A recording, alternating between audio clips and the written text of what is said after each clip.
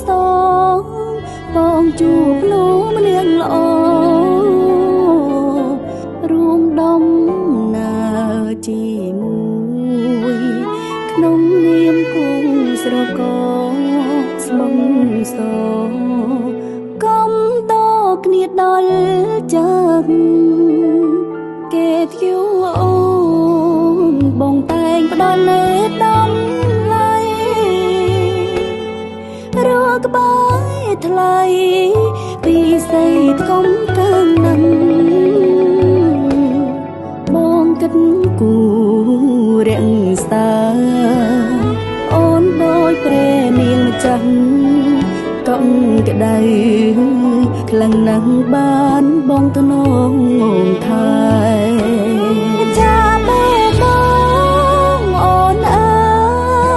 អ្វីឲ្យព្រៀបស្មើបងទៅតួមានមួយសំពើក៏មិន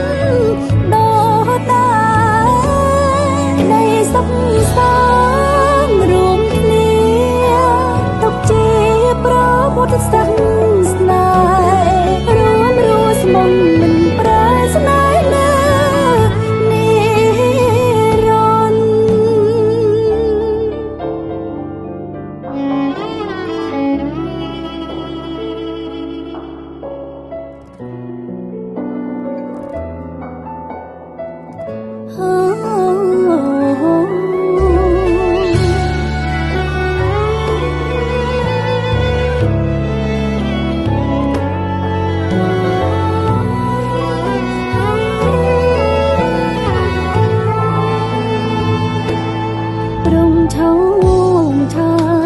ជាផ្កាយសំណាងនៃ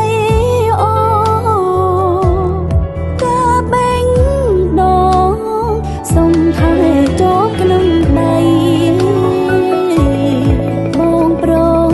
គុលផ្កាស្លាពិតជាមានតម្លៃមានន័យចាប់ដៃគ្នារក្សាថា